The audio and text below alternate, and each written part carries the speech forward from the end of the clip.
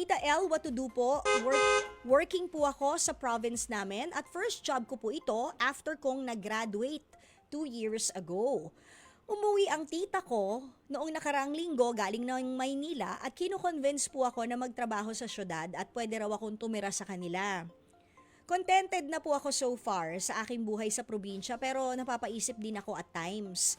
Mas malaki po ang minimum wage sa Manila at pwede pa akong mag-sideline dahil marami ang work opportunity. May pag-aalinlangan lang ako Tita El dahil hindi po ako sanay sa syudad lalo pa at hindi ako sanay sa maingay at parang ang bilis ng oras dyan.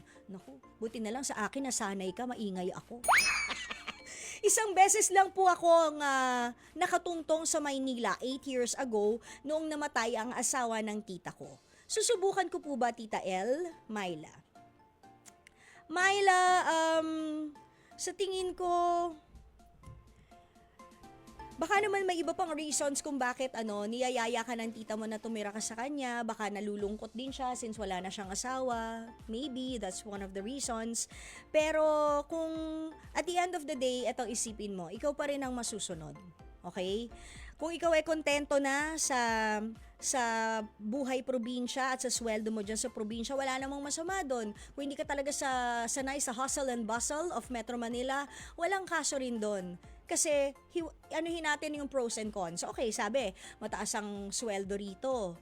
Wala ka namang babayarang renta, upa, 'di ba? Kasi libre ka na nga doon sa bahay ng tita mo. Pero isipin mo rin 'to. In Metro Manila, can you deal with the traffic? 'Di ba? Syempre kailangan magko-commute ka pa rin at mamamasahe ka pa rin, o hindi ba?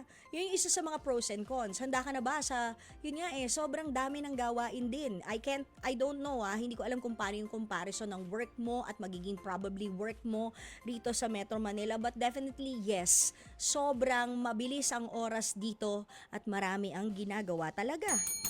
And pag sa probinsya, competitive rin naman na ang mga sahod. Andyan ka sa sarili mong baluarte, 'di ba? Sarili mong bahayan, wala kang papakisamahan, hindi ba? At least nagagawa mo yung gusto mo. At the same time, happy ka naman sa sweldo mo rin. So at the end of the day, it's still up to you, hindi ba? Pero kung ako sa'yo, medyo baka magtampon tita mo, pero kung ako ikaw, I'd rather stay in the province. Mas masarap pa rin po sa probinsya. Kasi kung competitive naman ang sweldo mo, ano pang hahanapin mo? Kesa sa makikipagsiksikan na naman tayo lahat dito sa Metro Manila, hindi ba? Kung merong job opportunity dyan sa probinsya, 2 years ka nang employed sa company na yan and you are growing as an employee, bakit why would you miss out on the opportunity na maaari ka pang mag-grow sa kumpanyang yan? You'll never know, 5 years from now, baka ikaw na yung boss, hindi ba? So stay put ka muna dyan. Pagka medyo nagkaroon ng changes probably, then maybe it's up for you to decide kung pupunta ka ng Manila, okay? Okay, ayan, Myla, sana nabigyan natin ng solusyon ang iyong problema. Mga kapatid, dito tayo sa totoo. Yan yun yung boses. Pagbigyan nyo na, minsan lang naman yan. Syempre, dito tayo sa True FM, hindi ba? Like, share, subscribe, follow ang ating mga social media accounts, ha?